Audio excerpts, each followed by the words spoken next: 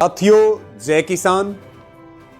साथियों, आज रहबरे आजम दीनबंधु किसान मसीहा चौधरी छोटू राम जी की जन्म जयंती संयुक्त किसान मोर्चा के आह्वान पर हमारे सभी मोर्चों से लेकर के, सभी टोलों से लेकर के और देश भर में तमाम अलग अलग राज्यों में अलग अलग समारोह आयोजित करके और चौधरी छोटू राम जी को श्रद्धांजलि अर्पित की और उनके रास्ते और उनके संघर्ष पर चलने का सबने संकल्प भी लिया। और हम ये मानते हैं कि चौधरी छोटू राम जी, जिनका पूरा जीवन किसानों के लिए समर्पित रहा, और ये बात कही जाती है कि म्हारा राम छोटू राम, तो चौधरी छोटू राम जी की आत्मा स्वर्ग से आज अपने बेटे और बेटियों को आशीर्वाद दे रही है कि जो वो बात कहा करते थे कि बोलना सीख ले और दुश्मन को पहचानना सीख ले, आज उनके बेटे और बेटियों ने बोलना भी सीख लिया और दुश्मन को पहचानना भी सीख लिया। और साथियों, हम ये भी कह सकते हैं कि जो चौधरी छोटू राम जी का बनाया हुआ प्लेटफॉर्म एपीएमसी एक्ट है, जिसको मोदी सरकार खत्म करके किसानों को पूरी तरह से अडानी अंबानी के हवाले करना चाहती थी, उन सारे मंसूबों पे आंदोलन ने पानी फेरा। तीनों कानूनों को वापस लेने की घोषणा हुई और एपीएमसी एक्ट को बचा करके चौधरी छोटू राम जी को आंदोलन ने सच्ची श्रद्धांजलि अर्पित की है। साथियों, इसी के साथ में बहुत सारे चैनल्स पे, क्योंकि जैसे ही 19 नवंबर में प्रधानमंत्री मोदी ने तीनों कृषि कानूनों की वापसी की घोषणा की, अब तमाम जो गोदी मीडिया के चैनल हैं वो ये खबरें चला रहे हैं कि पहले आंदोलन की सिर्फ 3 कानूनों को रद्द करने की मांग थी, लेकिन अब एमएसपी की नई मांग है। हम गोदी मीडिया को यह जवाब देना चाहते हैं कि जब हम दिल्ली आए तब 3 कृषि कानूनों की वापसी, एमएसपी का कानून, बिजली बिल की वापसी और जो पराली वाला कानून है उसकी वापसी को लेकर के हमारा आंदोलन दिल्ली की ओर आगे बढ़ा था। हमारे तमाम नेताओं के बाइट्स आपके पास मौजूद हैं, भ्रमित करने की जरूरत नहीं है। और मेरा देशवासियों से भी निवेदन है कि ऐसे गोदी मीडिया के चैनलों पे ध्यान रखें, गोदी मीडिया को मुंह तोड़ जवाब दें जो भ्रम फैलाने की कोशिश कर रहे हैं और आंदोलन को बांटने की कोशिश कर रहे हैं। हम ये बात बताना चाहते हैं, हम लोभी नहीं है। हम जिन मांगों को लेकर के चले थे उन्हीं मांगों के ऊपर आज भी हैं, और जब तक हमारे सभी मुद्दे जीत की ओर आगे नहीं बढ़ेंगे तब तक हम घर लौट करके जाने वाले नहीं हैं। साथियों, आज केंद्रीय कैबिनेट की मीटिंग हुई और केंद्रीय कैबिनेट की मीटिंग में जो प्रधानमंत्री ने 19 नवंबर को घोषणा की, कैबिनेट की मीटिंग में तीनों कृषि कानूनों की वापसी के लिए प्रस्ताव पारित हुआ। और ये पूरे भारत की जीत है, भारत के आम व्यक्ति की जीत है, किसान मजदूर की जीत है। और पिछले 12 महीनों से जो शरणार्थी बनकर के बॉर्डरों के ऊपर बैठे हैं, ये उनकी बहुत बड़ी जीत है कि उन्होंने आखिरकार तानाशाह कही जाने वाली मोदी सरकार को झुकने पर मजबूर किया।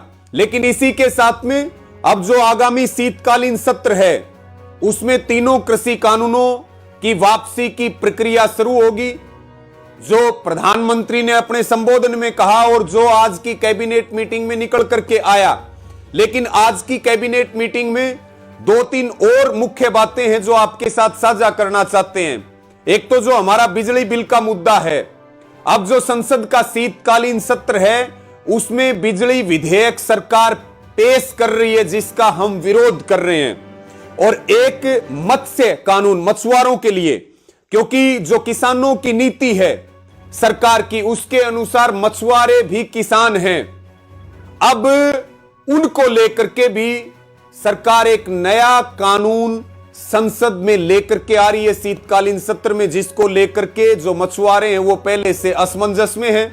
और संयुक्त किसान मोर्चा की ये मांग है कि ऐसा कोई भी कानून संसद में ना आए जो मछुआरों को विश्वास में ना ले। हम पूरी तरह से उनके साथ हैं अगर सरकार ने फिर कहीं तानाशाही की तो फिर सरकार को इसका अंजाम भुगतना पड़ेगा।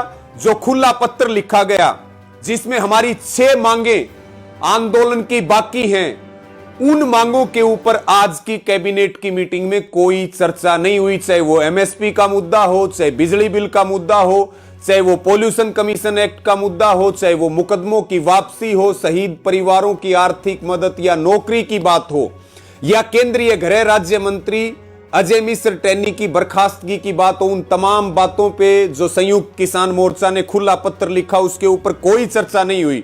और ये गंभीर विषय, क्योंकि आज जो अजय मिश्र टेनी है वो लखीमपुर खीरी में शुगर मिल का उद्घाटन कर रहे थे। संयुक्त किसान मोर्चा ने अल्टीमेटम दिया कि हम किसी भी तरह से टेनी को उद्घाटन नहीं करने देंगे। और यह भी किसानों की एक बहुत बड़ी जीत है कि 120 का मुजरिम आज के उद्घाटन समारोह से आपकी ताकत के कारण दूर रहा।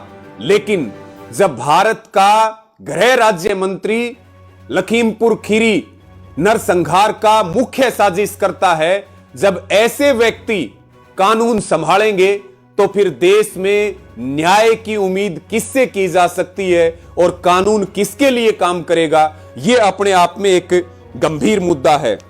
इसी के साथ में साथियों एक दो बातें और हैं जो हमारे पास बार बार फोन आते हैं।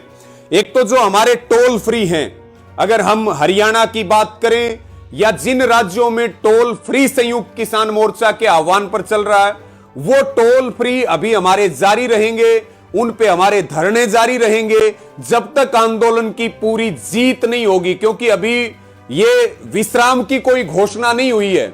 देश में कोई राजशाही नहीं है कि टीवी के ऊपर बोलेंगे और आंदोलन खत्म होगा। किसानों से सरकार को बात करनी पड़ेगी, टेबल पे बातचीत होगी, सभी मुद्दों के ऊपर बातचीत होगी। और एमएसपी हमारा बहुत बड़ा मुद्दा है। किसान यहां से एमएसपी का कानून लेकर के जाएगा, खाली हाथ लौट करके नहीं जाएगा। इसलिए हमारे टोल फ्री भी जारी रहेंगे, उन पे धरने भी जारी रहेंगे। और जो बीजेपी या उनके सहयोगी या जेजेपी जो कार्यक्रमों का काले झंडों के साथ विरोध है, वो भी लगातार शांति प्रिय तरीके से, अहिंसात्मक तरीके से निरंतर जारी रहेगा। मेरी सबको यह भी अपील और प्रार्थना है, ना आप गोदी मीडिया की तरफ जाएं, ना जो बीजेपी की आईटी सेल अलग अलग झूठ बेचने और फैलाने का काम करती है उसकी तरफ ध्यान ना दे करके केवल आपकी आंख संयुक्त किसान मोर्चा की ओर रहे और केवल संयुक्त किसान मोर्चा की ही बात हमें सुननी है। इसी के साथ में एक बहुत मुख्य मुद्दा है साथियों, कल हरियाणा कैबिनेट की मीटिंग है 25 तारीख को दोपहर 3 बजे। और हरियाणा के जो मुख्यमंत्री हैं खट्टर जी को हम ये बात कहना चाहते हैं, चाहे हरियाणा के मुख्यमंत्री हो चाहे उप मुख्यमंत्री हो, हरियाणा की पूरी सरकार ने इस आंदोलन पे अत्याचार करने में कोई कमी नहीं छोड़ी। इस आंदोलन को तोड़ने के लिए अनेकों षड्यंत्र किए, 50,000 से ज्यादा माताओं बहनों से लेकर के किसानों, नौजवानों, बुजुर्गों और किसानों के ऊपर फर्जी मुकदमे दर्ज किए। कल हरियाणा की कैबिनेट की मीटिंग है।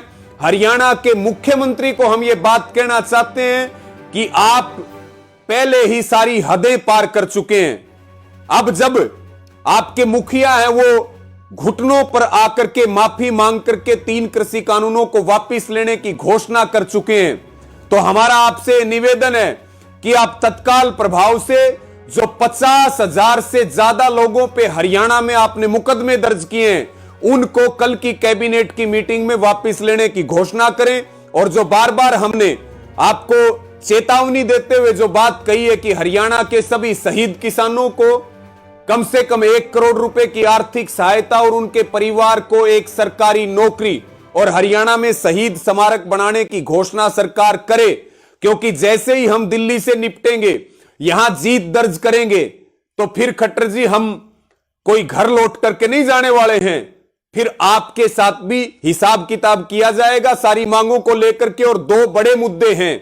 अब इस देश में ना केंद्र के काले कानून चलेंगे, ना किसी राज्य सरकार के काले कानून चलेंगे। आप आंदोलनों को तोड़ने के लिए और किसान आंदोलन को तोड़ने के लिए जो संपत्ति सती विधेयक आप लेकर के आए, वो भी एक काला कानून है। वो भी आंदोलनों को कुचलने के लिए है, वो भी आंदोलनकारियों को डराने के लिए है, धरने प्रदर्शनों से लोगों को हटाने के लिए है। इसलिए संपत्ति सती विधेयक आप वापिस लें, उस कानून को विधानसभा में रद्द करें, और जो भूमि अधिग्रहण के अंदर आपने खतरनाक बदलाव किए हैं, जो आपके मित्र हैं अडानी और अंबानी, जो आप केंद्र की सरकार के इशारे पर, मोदी अमित शाह के इशारे पर काम कर रहे हैं, जो आपने बदलाव किए हैं कि बगैर किसी नोटिस के किसान की जमीन को आधी रात भी जिले का डीसी खाली करवा सकता है। ये दो बड़े ऐसे कानून हैं जिनके ऊपर अगर आपने तत्काल निर्णय नहीं लिया तो फिर हरियाणा में भी किसान आंदोलन चलेगा। और ये संपत्ति सती विधेयक और भूमि अधिग्रहण कानून के अंदर जो खतरनाक बदलाव किए गए हैं, उनको हम किसी भी कीमत पर सहन करने वाले नहीं है। उम्मीद है आपसे कि थोड़ी भी संवेदनशीलता बाकी है, थोड़ी भी शर्मिंदगी बाकी है, तो आप शहीद परिवारों के उत्थान के लिए आर्थिक मदद, नौकरी, और जो हमारी सबकी भावना है, यह आजादी की दूसरी लड़ाई है, शहीद स्मारक बनाने की जो बात है, और मुकदमे वापसी, किसान नेताओं के मुकदमे हटे या ना हटे, यह कोई बड़ा मुद्दा नहीं है, लेकिन आम युवा और किसान के ऊपर जो मुकदमे दर्ज हैं, उनको हम किसी भी कीमत पर सहन करने वाले नहीं है। आपको यह चेतावनी भी है, आपको यह निवेदन भी है, आपको जो भाषा समझ में आए आप उसी भाषा में समझ लीजिए, लेकिन इन मांगों के ऊपर आपको काम करना पड़ेगा। आप संयुक्त किसान मोर्चा से बात कीजिए, संयुक्त किसान मोर्चा से बात करके इन मांगों को तत्काल पूरा करें, अन्यथा आपको एक आंदोलन हरियाणा में झेलने के लिए कम से कम अपने आप को तैयार कर लेना चाहिए। अब किसान पीछे नहीं हटेगा, अब हरियाणा पीछे नहीं हटेगा, इसलिए हमारी आपको यह अपील है, इसके ऊपर कैबिनेट की मीटिंग में आपको निर्णय लेना चाहिए। और अंत में साथियों, 26 तारीख को आंदोलन की पहली वर्षगांठ है, और इस आंदोलन की जो प्रभाव है वो पूरी दुनिया में जा रहा है। पूरी दुनिया भारत के किसान आंदोलन से सीख रही है, पूरी दुनिया के लिए आंदोलन एक नजीर बन चुका है। अभी हम खबरें देख रहे हैं, मजदूरों के लिए जो काला कानून आया, अभी महामारी के दौर में मजदूर संगठन आवाज उठाने लगे हैं कि ऐसे कानून रद्द होने चाहिए, और होने भी चाहिए। ये लोकतंत्र में इस तरह से जोर जबरदस्ती से कानून नहीं थोपे जा सकते, हमारे मौलिक अधिकार हैं। तो साथियों, 26 तारीख के लिए तमाम साथियों से यह अपील है, चाहे हमारा सिंगू बॉर्डर हो, टिकरी बॉर्डर हो, उधर शाजापुर खेड़ा बॉर्डर है, और इधर हमारा ढासा बॉर्डर और गाजीपुर बॉर्डर, तमाम हमारे युवा साथियों से, किसान भाइयों से, माताओं बहनों से, सबसे यह अपील और प्रार्थना है कि आपको 26 तारीख को बॉर्डरों के ऊपर बड़ी संख्या में पहुंचना है। अनेकों यात्राएं आ रही हैं, अनेकों जत्थे आ रहे हैं, और एक बार फिर आंदोलन की 1 वर्ष पूरे होने पर तमाम हमारी जो 6 सूत्रीय मांगे हैं, उनको लेकर के भारत के किसान की, मजदूर की ताकत पूरी दुनिया देखेगी। फिर एक बार सारे रिकॉर्ड टूटेंगे। सबसे मेरी यही अपील है कि 26 तारीख को आप बड़ी संख्या में बॉर्डरों के ऊपर पहुंचे, इस आंदोलन को एक नई ताकत दें, और जब तक हम पूरी जीत दर्ज नहीं कर लेंगे, तब तक घर वापसी का कोई प्रश्न नहीं उठता। हमें लगातार अपने तंबू टेंट संभालते रहना है, लगातार हमें राशन पानी बॉर्डरों के ऊपर जारी रखना है, ताकि आंदोलन मजबूत रहे, आंदोलन आगे की ओर बढ़ता रहे। 26 तारीख के लिए सभी जोरदार तैयारियां करें। और साथियों, अगली रणनीति, आंदोलन की आगामी रणनीति 27 नवंबर को सिंगू बॉर्डर पे संयुक्त किसान मोर्चा की मीटिंग 11 बजे से होगी, जिसमें अगली रणनीति का ऐलान किया जाएगा। 27 नवंबर को सुबह 11 बजे सिंगू बॉर्डर के जो हमारा संयुक्त किसान मोर्चा का कार्यालय है, वहां आगामी मीटिंग होगी। सभी साथियों का बहुत धन्यवाद। सबको जय जवान, जय किसान। साथियों, जय किसान। साथियों, आज रहबरे आजम दीनबंधु किसान मसीहा चौधरी छोटू राम जी की जन्म जयंती, संयुक्त किसान मोर्चा के आह्वान पर हमारे सभी मोर्चों से लेकर के, सभी टोलों से लेकर के, और देश भर में तमाम अलग अलग राज्यों में अलग अलग समारोह आयोजित करके और चौधरी छोटू राम जी को श्रद्धांजलि अर्पित की, और उनके रास्ते और उनके संघर्ष पर चलने का सबने संकल्प भी लिया। और हम ये मानते हैं कि चौधरी छोटूराम जी, जिनका पूरा जीवन किसानों के लिए समर्पित रहा, और यह बात कही जाती है कि म्हारा राम छोटू राम, तो चौधरी छोटूराम जी की आत्मा स्वर्ग से आज अपने बेटे और बेटियों को आशीर्वाद दे रही है कि जो वो बात कहा करते थे कि बोलना सीख ले और दुश्मन को पहचानना सीख ले, आज उनके बेटे और बेटियों ने बोलना भी सीख लिया और दुश्मन को पहचानना भी सीख लिया। और साथियों, हम ये भी कह सकते हैं कि जो चौधरी छोटूराम जी का बनाया हुआ प्लेटफॉर्म एपीएमसी एक्ट है, जिसको मोदी सरकार खत्म करके किसानों को पूरी तरह से अडानी अंबानी के हवाले करना चाहती थी, उन सारे मंसूबों पे आंदोलन ने पानी फेरा। तीनों कानूनों को वापस लेने की घोषणा हुई और एपीएमसी एक्ट को बचा करके चौधरी छोटूराम जी को आंदोलन ने सच्ची श्रद्धांजलि अर्पित की है। साथियों, इसी के साथ में बहुत सारे चैनल्स पे, क्योंकि जैसे ही 19 नवंबर में प्रधानमंत्री मोदी ने तीनों कृषि कानूनों की वापसी की घोषणा की, अब तमाम जो गोदी मीडिया के चैनल हैं वो ये खबरें चला रहे हैं कि पहले आंदोलन की सिर्फ 3 कानूनों को रद्द करने की मांग थी, लेकिन अब एमएसपी की नई मांग है। हम गोदी मीडिया को यह जवाब देना चाहते हैं कि जब हम दिल्ली आए तब 3 कृषि कानूनों की वापसी, एमएसपी का कानून, बिजली बिल की वापसी और जो पराली वाला कानून है उसकी वापसी को लेकर के हमारा आंदोलन दिल्ली की ओर आगे बढ़ा था। हमारे तमाम नेताओं के बाइट्स आपके पास मौजूद हैं, भ्रमित करने की जरूरत नहीं है। और मेरा देशवासियों से भी निवेदन है कि ऐसे गोदी मीडिया के चैनलों पे ध्यान रखें, गोदी मीडिया को मुंह तोड़ जवाब दें जो भ्रम फैलाने की कोशिश कर रहे हैं और आंदोलन को बांटने की कोशिश कर रहे हैं। हम ये बात बताना चाहते हैं, हम लोभी नहीं है। हम जिन मांगों को लेकर के चले थे उन्हीं मांगों के ऊपर आज भी हैं, और जब तक हमारे सभी मुद्दे जीत की ओर आगे नहीं बढ़ेंगे तब तक हम घर लौट करके जाने वाले नहीं हैं। साथियों, आज केंद्रीय कैबिनेट की मीटिंग हुई और केंद्रीय कैबिनेट की मीटिंग में जो प्रधानमंत्री ने 19 नवंबर को घोषणा की, कैबिनेट की मीटिंग में तीनों कृषि कानूनों की वापसी के लिए प्रस्ताव पारित हुआ। और यह पूरे भारत की जीत है, भारत के आम व्यक्ति की जीत है, किसान मजदूर की जीत है। और पिछले 12 महीनों से जो शरणार्थी बनकर के बॉर्डरों के ऊपर बैठे हैं, ये उनकी बहुत बड़ी जीत है कि उन्होंने आखिरकार तानाशाह कही जाने वाली मोदी सरकार को झुकने पर मजबूर किया।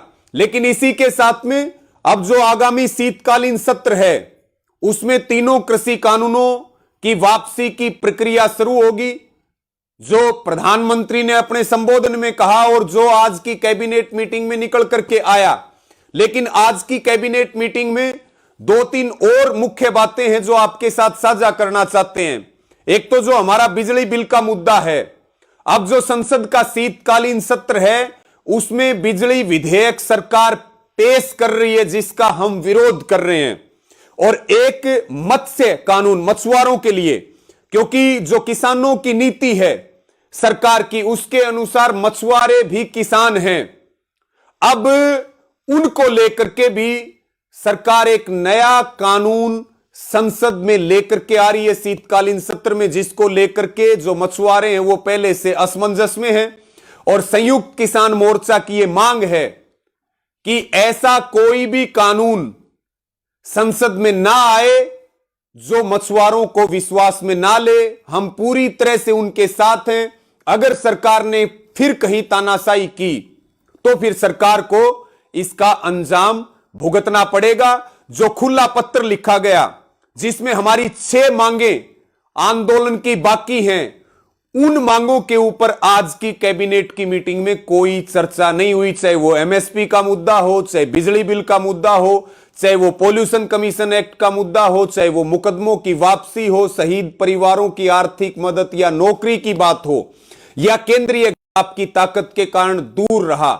लेकिन जब भारत का गृह राज्य मंत्री लखीमपुर खीरी नरसंहार का मुख्य साजिश करता है, जब ऐसे व्यक्ति कानून संभालेंगे तो फिर देश में न्याय की उम्मीद किससे की जा सकती है और कानून किसके लिए काम करेगा? यह अपने आप में एक गंभीर मुद्दा है। इसी के साथ में साथियों एक दो बातें और हैं जो हमारे पास बार बार फोन आते हैं। एक तो जो हमारे टोल फ्री हैं, अगर हम हरियाणा की बात करें या जिन राज्यों में टोल फ्री संयुक्त किसान मोर्चा के आह्वान पर चल रहा है, वो टोल फ्री अभी हमारे जारी रहेंगे, उन पे हमारे धरने जारी रहेंगे जब तक आंदोलन की पूरी जीत नहीं होगी। क्योंकि अभी ये विश्राम की कोई घोषणा नहीं हुई है, देश में कोई राजशाही नहीं है कि टीवी के ऊपर बोलेंगे और आंदोलन खत्म होगा। किसानों से सरकार को बात करनी पड़ेगी, टेबल पे बातचीत होगी, सभी मुद्दों के ऊपर बातचीत होगी और एमएसपी हमारा बहुत बड़ा मुद्दा है। किसान यहां से एमएसपी का कानून लेकर के जाएगा, खाली हाथ लौट करके नहीं जाएगा। इसलिए हमारे टोल फ्री भी जारी रहेंगे, उन पे धरने भी जारी रहेंगे और जो बीजेपी या उनके सहयोगी या जेजेपी जो कार्यक्रमों का काले झंडों के साथ विरोध है, वो भी लगातार शांति प्रिय तरीके से, अहिंसात्मक तरीके से निरंतर जारी रहेगा। मेरी सबको यह भी अपील और प्रार्थना है, ना आप गोदी मीडिया की तरफ जाएं, ना जो बीजेपी की आईटी सेल अलग अलग झूठ बेचने और फैलाने का काम करती है उसकी तरफ ध्यान ना दे करके केवल आपकी आंख संयुक्त किसान मोर्चा की ओर रहे और केवल संयुक्त किसान मोर्चा की ही बात हमें सुननी है।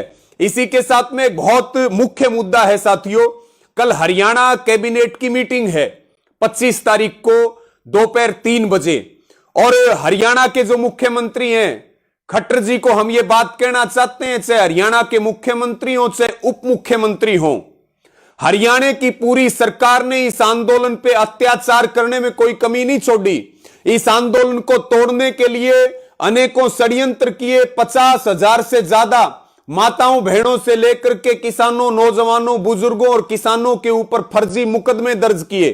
कल हरियाणा की कैबिनेट की मीटिंग है, हरियाणा के मुख्यमंत्री को हम ये बात कहना चाहते हैं कि आप पहले ही सारी हदें पार कर चुके हैं।